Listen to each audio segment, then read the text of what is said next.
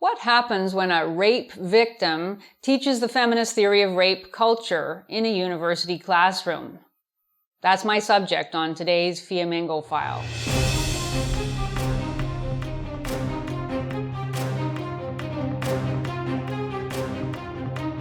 I'm Janice Fiamengo of the University of Ottawa. Recently, a feminist sociology professor published an anonymous article in the online magazine Inside Higher Ed, which is a mainstream, seemingly pro-feminist news and opinion site about post-secondary education. The article, called Surviving Rape Apologists in the Classroom, tells us probably more than most of us want to know about how feminist convictions translate into extreme anti-male bias in the university classroom. I recommend that everyone read the full article, which is really remarkable, and I'll touch on a few points here. The article is essentially about how difficult it is to teach about rape to unrepentant rapists. Correct that. Unrepentant male students, but that's basically one and the same in this author's mind. It is disgusting and offensive to this professor that some male students disagree with her contentions about sexual violence. Some male students, for example, find it hard to accept that rape is really as widespread as feminist professors say it is, or that it should be as loosely defined as it is. Perhaps they're skeptical that a rape has occurred if a woman consumes alcohol before sex and then is said to have been incapable of giving her consent. I suspect that idea would get me, in the professor's elegant words, a fucking 0 if I wrote it on an assignment. But I'm jumping ahead, so let me back up. This article is immensely useful for what it shows about the incredible echo chamber that the feminist classroom has become, in which theories are presented not to be analyzed or tested, but to be accepted, and in which a professor can actually feel traumatized because a few students doubt the theories and want to argue about them.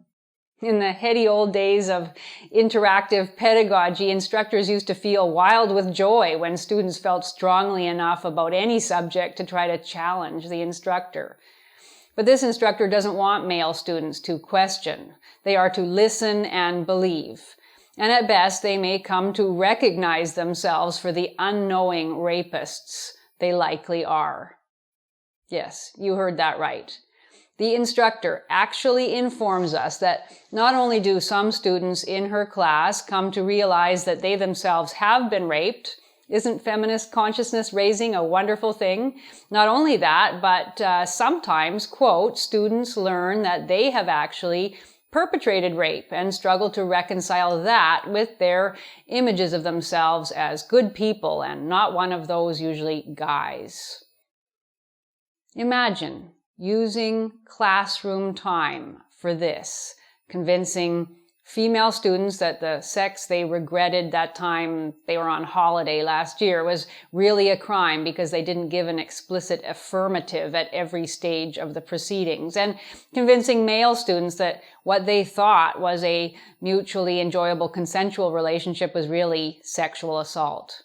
This is what sociologists get PhDs for nowadays and what they're paid six-figure salaries to do at university.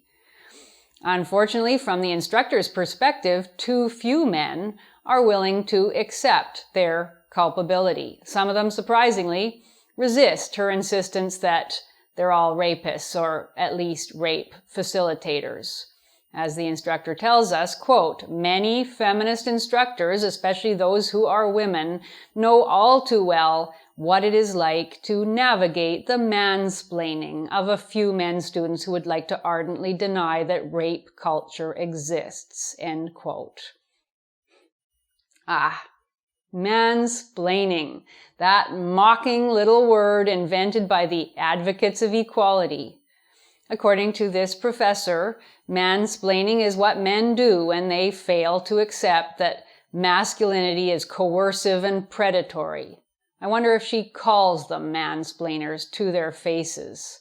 I wonder if she pretends to herself and others that she doesn't harbor a deep-rooted dislike of men. In the article, she presents men's supposedly typical objections to her theory of rape culture, and I can't help but wonder if she has deliberately dumbed down those questions for inclusion in the article. You wouldn't want them to seem too acute.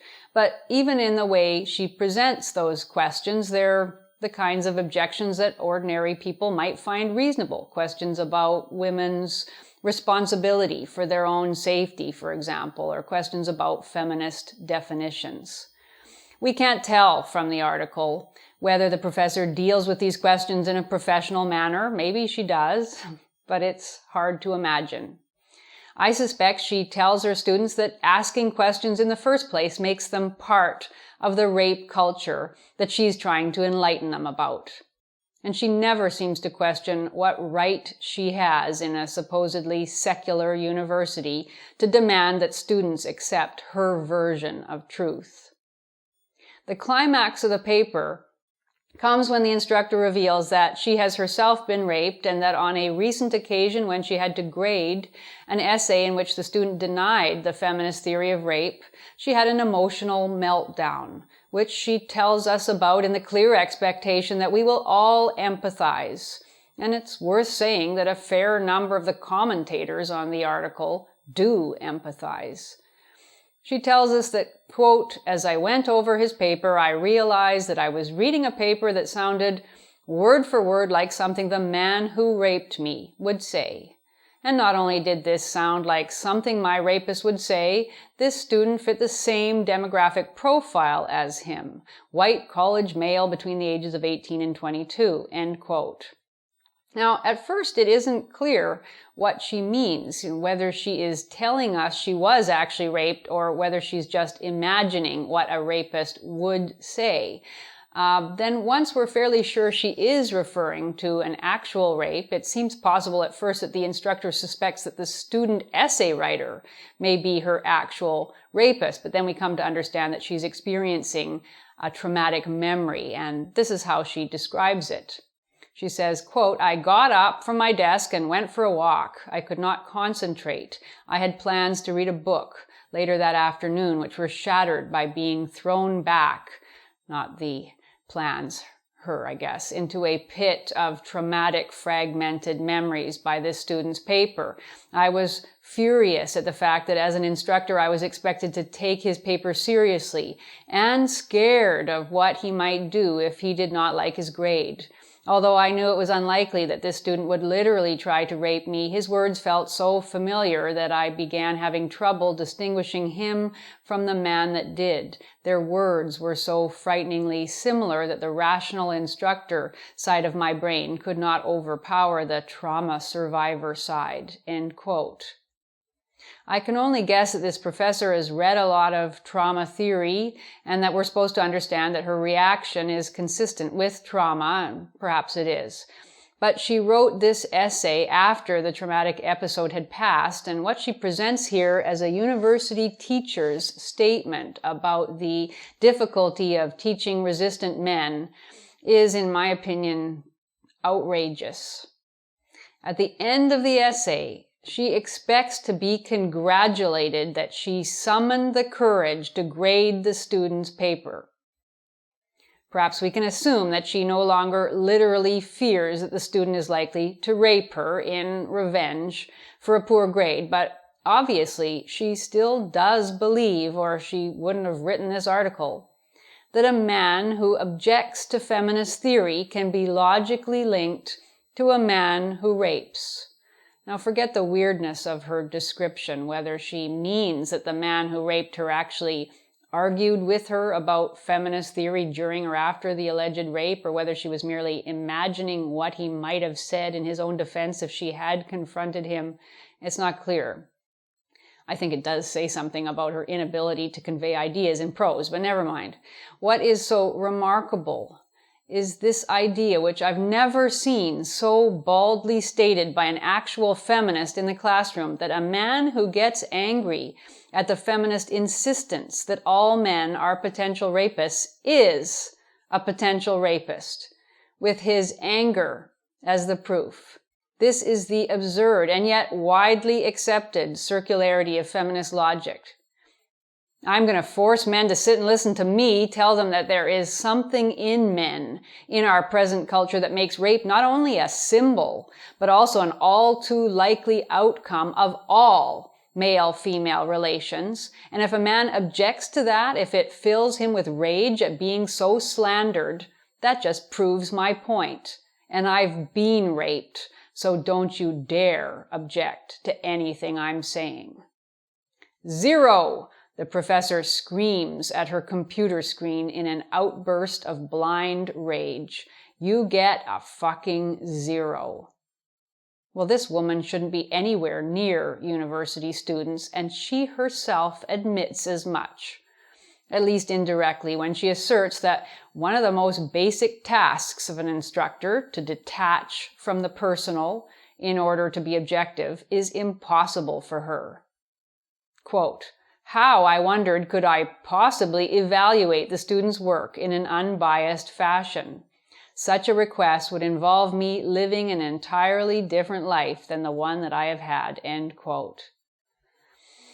Feminist activists told us for years that this was the lie that men used against women who wanted professional careers, that women were too emotional to do the job properly, that they brought all their personal issues into their work in an inappropriate way. Now a feminist is telling us that this is the reality of women's lives and that we shouldn't expect professionalism from women. Well, I don't like the position I'm put in as a reader of this article, either to accept the author's contention that as a victim she can't be expected to do her job properly, or to admit that I'm a monster devoid of human empathy. And that's my point. There are places and situations where feeling is paramount, but the classroom definitely shouldn't be one. And when feminists insist that lived experience be placed at the center of academic instruction, this is exactly what results. Rape victims wanting to teach about rape in the classroom and unable to recognize what a catastrophically bad idea that is, not only for this instructor, but especially for all the other male students who will experience her irrational fury and hatred. Thank you for watching. If you enjoyed this video, please support us on Patreon. If even half of our subscribers gave us $1 per month, we'd be well on our way to creating more and better content. And don't forget to subscribe to us on Studio Brûlé.